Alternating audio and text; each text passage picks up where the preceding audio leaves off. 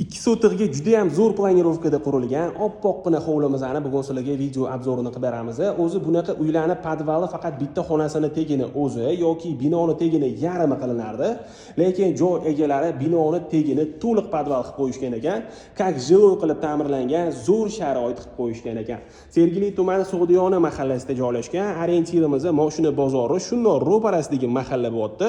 Uyimizni hozir aytib o'tganimdek 2 sotiq, podvaldagi xonamizdan tashqari 6 ta xona va bitta holdan iborat. Hozir sizlar bilan birgalikda uyimizni kiravurishdan boshlab planirovkasini ko'rib chiqamiz. Bu yerda kiravurish darvozaxonamizda joylashgan. Hovlimizning ichigacha bemalol 2 ta mashina sig'adi. Darvozaxonamizni ko'rib turganingizdek yopiq holatda. Kirishimiz bilan chap tomonimizda bu yerda letniy kuxnya qilingan, uni yonida bo'lsa, hovlimiz uchun sanuzelni ko'rishingiz mumkin. Binoyimiz 2 qavat 3 ta urvilli bino, pishgan g'ishtdan ko'tarilgan. Uyimizning fasadi va devorlariga travertin ishlatilgan. Uyimizda gaz, svet, suv, kanalizatsiya, internet hamma sharoitlari bor. Uyimizning podvaliga bo'lsa, faqat hovli orqali tushiladi. Bu yoq burchagimizda bo'lsa, yashil zona uchun ham joy ajratilgan. Hozir endi sizlar bilan birgalikda binoyimizning ichiga kirib, xonalarini ham ko'rib chiqamiz. Binoyimizga kirishimiz bilan katta hovli ko'rishingiz mumkin. Oila davrasida televizor ko'rib dam oladigan divanniy zona qilib foydalansanglar bo'ladi. Uyimiz avtorskiy proyekt asosida ta'mirlangan. Devorlarimizga sifatli mo'yshiy aboy va emulsiya ishlatilgan. Bu yoqdan ikkinchi qavatga chiqsa bo'ladi. Bu yoqdan orqa hovliga o'tsa bo'ladi. Ikkinchi qavatimizni sizlarga videomiz davomida ko'rsatib o'taman. Binoyimizga kirishimiz bilan o'ng tomonimizda zalimiz joylashgan. Uyimizni ko'rib turganingizdek yashash uchun tayyor holatda bitta katta oila maza qilib yashasa bo'ladi. Uyimizning pol qismiga chiroyli qilib laminat oshxona va sanuzellarimizga kafel ishlatilgan.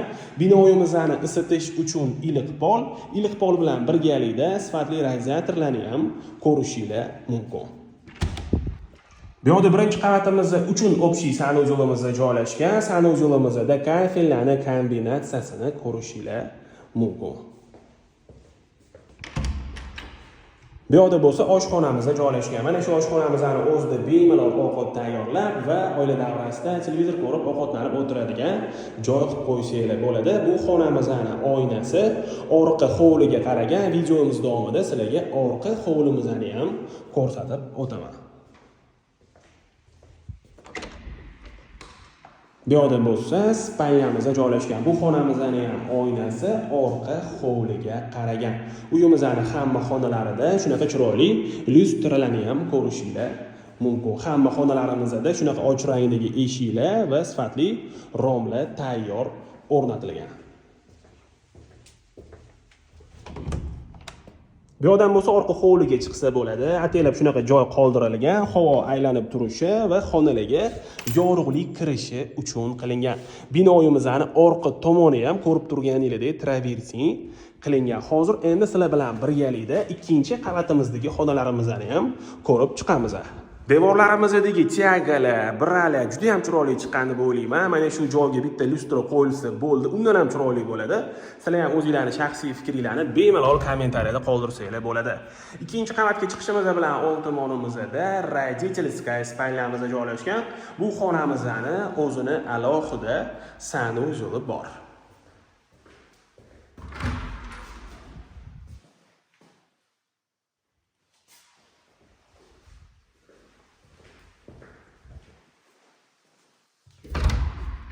Ikkinchi qavatga chiqishimiz bilan chap tomonimizda bo'lsa, bu yerda ham spalnyani ko'rishingiz mumkin.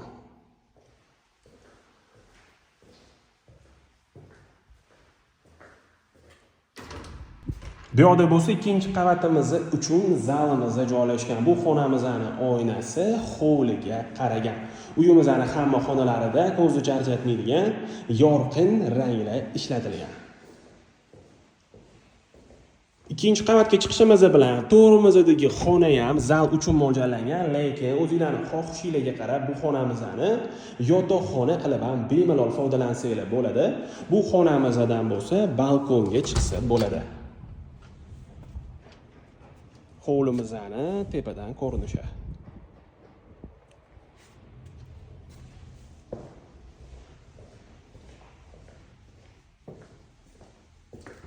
Bu yerda bo'lsa ikkinchi qavatimiz uchun общий sanuz zonamizda joylashgan.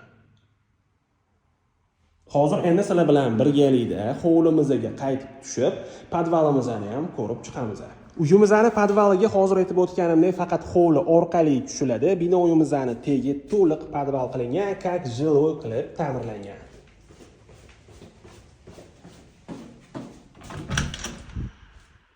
Ko'rib turganingizdek, podvalimiz hali xonalarga ajratilmagan, bemalol o'zingizlarning xohishingizga qarab xonalarga ajratib, dam olish xonasi, kinoteatr, детская spalnya, ofis, namozxona yoki shunga o'xshagan xona qilib bemalol foydalansanglar bo'ladi.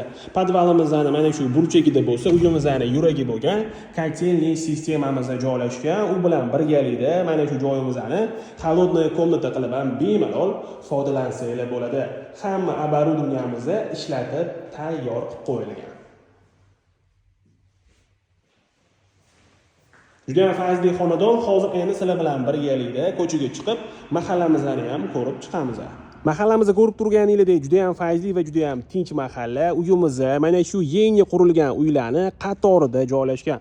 Atrofda bo'lsa maktab, bog'cha hamma sharoitlari bor. Katta yo'lga, mashina bozoriga va masjidga ham yaqin joyda joylashgan. Uyimizga qiziqadiganlar bo'lsa, bemalol murojaat qilsanglar bo'ladi. Uyimizga yoqqan bo'lsa, like bosinglar. Shunaqa chiroyli, shinamgina hovli qidirgan do'stinglarga bu videomizni yuborib qo'yinglar.